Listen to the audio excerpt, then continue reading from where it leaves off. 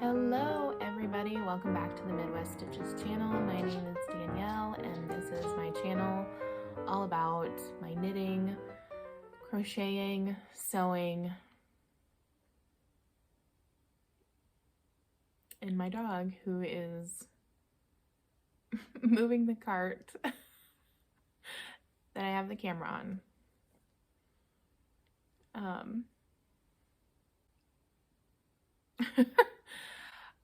You can find me on Instagram at midwest.stitches or on my website at midweststitches.com.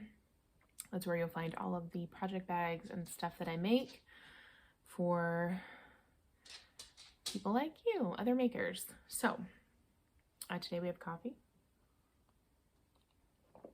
Cheers to you, or whatever you're drinking. Today we have one finished object, which I hadn't even started the last time.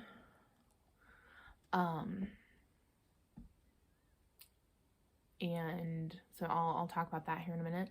And a couple of half-finished objects and some things to go along with that I want to talk about. A new grafting technique for toes. And yeah, so let's just jump right in. Put the coffee back there. And as you can see, we're in a different setup today. Here's my yarn wall, my sewing machines are behind me. This is where the magic happens for my business. Okay, so we'll start with the finished object, which I haven't shown on here in a while. I talked about it being a whip that I wanted to get done with. So I had shown this one, this fingerless glove. I'll put it on back in October. So here was the first one that I finished. And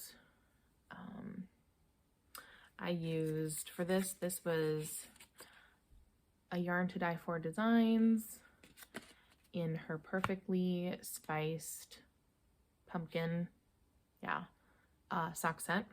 So a 50 gram, and a 20 gram. And I finished this one back in October or November, I think. And that was the last time I showed it, and I hadn't started the second one yet. And the patterning on here is the Twisted Staircase socks pattern, and I just took the patterning and put it into a fingerless glove pattern that I found. And I'll talk about the patterns here in a second, but for this one I did it on the palm and the outside of my hand. What do you call that? Anyway, so I finished the second one. So I started this, so today is Wednesday, March 30th. So I started this on Saturday, this past weekend, and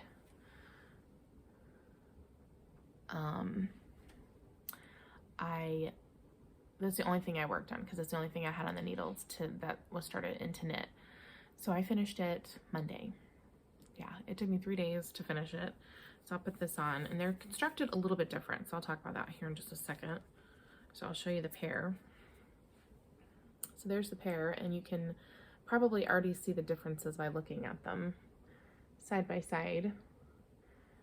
This one, which I just finished, the fingers, I made a little longer to cover a bit more, and then it looks like I knit this a little bit longer. And I think, I'm not sure if I did, but I didn't do the patterning on this, and I think that was part of the reason they look so different. So after I got them done, I realized that the first one, because I didn't take any notes, that was like my first mistake. This one I knit the cuff with a 2mm, and then I moved to 2.25, so it would be a little bit tighter. And I forgot that on this one and just knit it with the 2.25 the whole way. And as you can kind of see, the patterning from the front, because here's the front with the patterning, it kind of pulls it in because it's a slip stitch pattern, and not doing that on the back made this kind of looser. So I don't know. I mean, I like how they turned out, but I think if I were to do fingerless gloves again, which I probably will, I wouldn't do a pattern because it's hard to carry it up into the fingers. It's basically impossible. Or at least for me, I'm not a pattern designer, so I don't know how to work all that out. But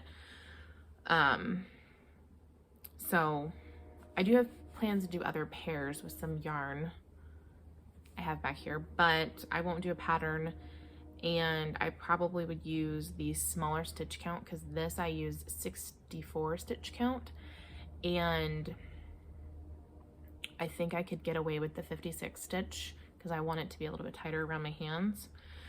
So talking about the patterns, so I used 2 different patterns basically sort of to construct these. So the first one I used for the whole thing, I used, I think it's called the Koigu fingerless gloves pattern. I think it's free on Ravelry, that's where I got it.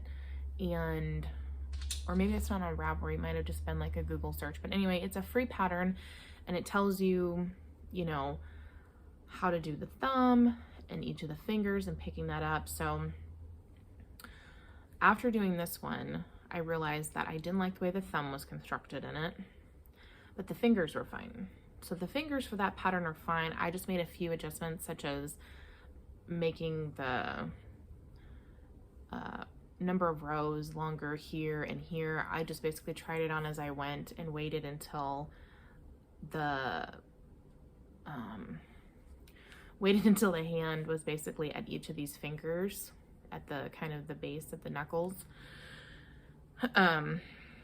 So there's that, but I did follow it for the stitch counts, and so that works. So if you're wondering about that, I mean, there's probably a better pattern out there, I just couldn't find one at the time that I started this. But for the thumb on this one, I actually followed the Crazy Sock Lady's pattern in her Swing Your Partner fingerless mitts. I made 2 pairs of those over Christmas, and I liked the way that that thumb and the gusset was constructed. So that was really the only difference on this one. So if I were to do that again, I would just use the fingers, the finger instructions from the Koigu pattern, and then the thumb again like this, but with no patterning. So there's that. Yay, a finished pair of fingerless gloves. And these were obviously supposed to be done for fall, but you know, I wore them yesterday because it was cold around here. So and out of the 70 grams that I got for the sock set, I still have this much of the main and this much of the mini. Obviously the mini didn't use up hardly any for those. And I think when I weighed these together, I had almost 30 grams. So I'm not sure what to do with these. If I just want to put them in my scrap bin, or if maybe make a pair of shorties. I guess I would have to measure like a regular pair of socks to see how much I use for my foot after the heel flap, because I think I could get a cuff and a toe out of this just fine, but you know, from the leg on, and see, okay, how many grams of yarn do I use for, you know, the foot of the sock with the gusset. I don't know. So we'll see about that. Okay, so I started those. I'll walk right into kind of half finished objects, but I started that because I didn't have any socks on my needles. I had completed some first socks, and oh, I think I did this one first. So I did this one. This is from Pumpkins and Wool. It's called Yellow Shed. I've shown this on here before as a work in progress, but I did finish it, and it's beautiful. Slip stitch heel flap, 64 stitches, 2.25 millimeter needles. I think I did 20 rounds for the cuff and 40 rounds for the leg before I started the heel flap, and then just Kay's rounded toe. So there's that one. And then I also finished this one. My first, finally, I finally got one of these finished. The Grinch sock set from Zebra Yarns. And she included this with her yarn that she sent me for this one. So I made it into a progress keeper. But same thing for this one, 20 rounds for the cuff, 40 rounds for the leg. Also 2.25 millimeter needles, but I did a shadow wrap short row heel for this one. And on both of these, I did, let me see if I can show it. It might be a little bit difficult to see, but if you saw my Instagram, I talked about this in a post, but I did a different kind of graft. This is called a Russian graft. And this was actually the second one I did. The first one I did on this one. And I love the way this looks. It gives this nice braided detail. And you do it with a crochet hook. And it's completely seamless on the inside. So it looks just like your pearls. And so you can't feel it. I love it so far. I think this is going to be like my go-to grafting technique for anything that doesn't necessarily need to be seamless. So yes, and I have started the second one of this, which I'll show you in just a minute, but I think, and I'm going to talk about that, but especially this one, I think I'm going to go down a needle size. I think I'm going to go down to a 2 millimeter for this one, because this one turned out just a little bit baggy. So I don't know if maybe my tension is kind of off, or it's just looser. And I've kind of noticed that with the socks that I've made myself so far, is that they're looser than I would like. So I think maybe going down a needle size might help. So yeah, especially the shadow wrap heel for this has a lot of extra room. And I thought with the sock blank socks that I did, the one that I did the shadow wrap heel on, after wearing it, it's just too big on me. So I was thinking that was due to the sock blank having all the extra kink in it, and my tension being all over the place because of the waviness in the yarn and not being able to be consistent. But now I'm thinking I maybe need to just go down a needle size, or maybe the shadow wrap heel isn't a good fit for me because it has too much room. Because I don't have high arches, which I've talked about many times, but I don't know. So we'll see. I'm gonna go down a needle size and see how it compares to this one. So yeah, there's those two, and happy to have those off the needles. And oh, and speaking of the Russian graft, so my friend Lauren from Granite State Yarns, she kind of messaged me and said, you know, she loves that I am trying out all these new techniques and just trying new things all the time. And I said to her, you know, I was thinking of maybe making a video kind of showing all of my favorite techniques, sock knitting techniques, not a how to knit socks, because I am certainly not the expert in that area, but I have tried a bunch of different techniques and, you know, found some things that work really well. And just kind of having them compiled into one video might be helpful for other folks. And like the Russian graft, for example, the videos that I found online, they were either showing two flat pieces seamed together, which when you do the sock toe or in the round, it's the process is just slightly different. But the one sock tutorial I found, it was from like 10 years ago, and it was in garter stitch, and the quality on it wasn't the best. So I thought maybe doing my version of it and showing that, maybe that would help some other people if they wanted to try some of these techniques. So be on the lookout for that. I've been filming little clips as I've been knitting other things. So and right now I only have one work in progress, but technically it's two. I started these yesterday. Oh, I'm so happy with these so far. So I'm doing these 2 at a time on two 24-inch circulars, and these are actually 2 millimeter. So these, this is the second sock of the yellow shed, and this, you haven't seen in a long time, this is the second sock for this guy. This is the last fall sock from the pairs that I started back in October to knit, to have completed pairs. So I'm trying out 2mm needles to see if these fit me better, and so far I'm getting really, really good tension. I'm loving the stitch definition on these. I'm 10 rows in. So I did the cuffs yesterday separately, 20 rounds again, and then I joined them on the circulars. And so far, this is my first time trying 2 circulars at all for any socks. I've never even done it on one. So of course I just jump right in with the 2. And I really like it. I tried Magic Loop 2 at a time for my Cozy Knitter Advent socks. And I don't know, I just wasn't a fan. I'll probably end up trying it again because I do have a couple of 40-inch cables in 2.25 and 2mm.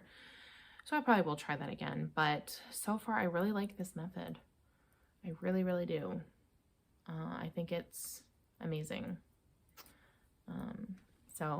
And that was the same stitch marker I had on the first sock. It's just a little witch boot that I made myself and kept. And something new, if you saw my spring collection unboxing video that I showed my bags, this one was not included in there because I made this after the fact, but I kind of showed this on Instagram on, I think, the stories. But anyway, I made this little guy for myself. How cute is this? And if you can see right here, look, there's glitter in the paint. Oh, I love this so much. And the inside, so I'm using this for my 2 at a time. So I have it's a snap bag, if I didn't say that. And one's coming out one side, one's coming out the other. This is actually an amazing bag for 2 at a time because of that, because of the snap. So I have 2, these aren't quite 100 grams cakes, but they're pretty big. And I have them in my yarn cozies that I made. And I have the tags in there. I was actually able to fit quite a bit, but yeah, look at that cute fabric, this rainbow polka dot. I love it. So I think I'm going to be making some for the shop. Maybe coming out with them later this month. I don't have very many. I think a couple medium, couple small for these. And they're going to be snaps. So medium snap and medium small snaps. So, and I talked about this in the spring collection video, but I'm all about the snap bags right now. Like, I've made a couple of these for myself and I love them. They just, the simplicity of it, just, like, why didn't I do this before? Yeah, I just love that it's 2 snaps. I still put my ring or my lobster clasp in there for any stitch markers. Of course I put a handle on it so it's easy to carry, but it's just like no hardware, nothing's gonna snag your fabric. I don't need drawstrings hanging down, because sometimes that would bother me about my drawstrings when you have it pulled tight. You've got the things flopping all over the place, but I love this. And I mean, you have it snapped closed, and like I said in that video, unless you have little small bits, nothing's gonna fall out of these holes. So yeah, and I actually kind of revamped my sizing chart I have for my bags. So this, if I do contrast bags, this is what it'll look like.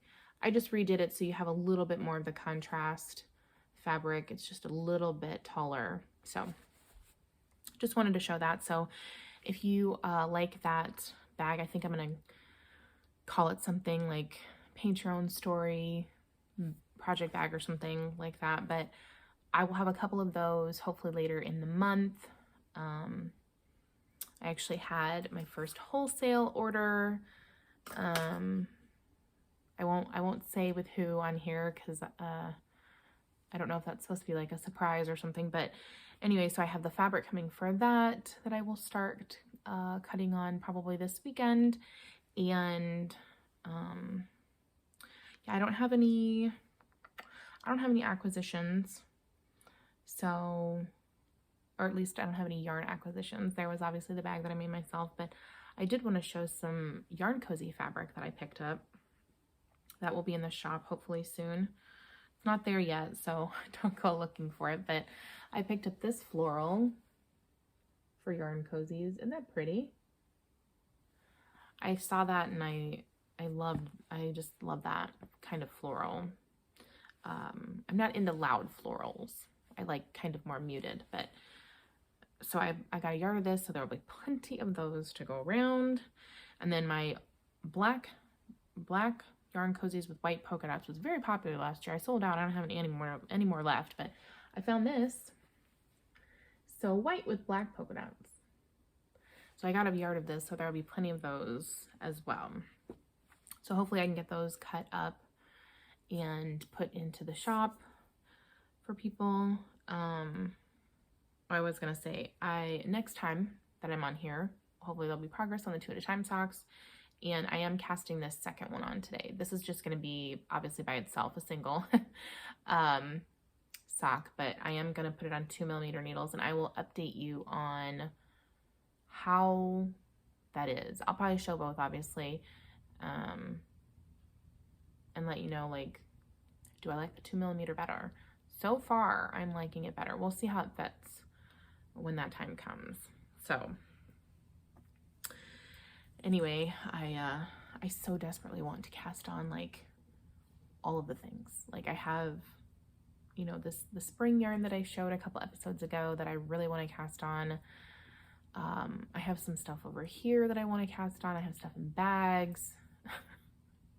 I'm just trying to concentrate and get all of the second socks done, and then, you know, not go crazy, but I really was thinking I like this method for 2 at a time socks, 2 different sets of socks, because it keeps it fun and interesting. And yeah, when you're done, you don't have a pair of socks technically, but as long as you put your markers in and then you knit them the same way, I just think that's fun. Like if you have 2, like me, I have tons of yarn over here that I could start 2 socks at the same time, and then they're done at the same time, and then I just start the pairs, their mates, and there we go. At the same time, I've got 2 pairs of socks done. So I might do a little bit of that. So, and then you don't have to split your cakes, and I just think it's kind of a fun idea. And I was also thinking, once I have these done, because I have 2 skeins of DK yarn. I have one sock set, DK sock set from Granite State Yarns that she sent me for my birthday so generously. And it's so much fun. It's like this neon sock set, and I've been dying to knit it up. But I was thinking, I have 2 sets of the needles that I use for my DK size, because I use a 2.75mm, and I was thinking I could do those 2 at a time, because it comes with 2 minis, so I wouldn't have to worry about, I could do the alternating cuffs and toes and all that kind of stuff. So I'll update you on that too, because that would be kind of a fun thing if you could do 2 at a time DK, because I don't think I've ever seen anybody do that. I mean, I don't see why you couldn't, but yeah, so I have 2 DK skeins that I would like to get knit up, and I could do them 2 at a time. So anyway, kind of a shorter video today, and yeah, so I think that's it for now. I will update you obviously as we go along, and hoping to record a video next week and kind of keep up a weekly schedule. But yeah, that's gonna be it for today. Thank you for watching this video. If you liked it, hit the like button, subscribe if you haven't already, and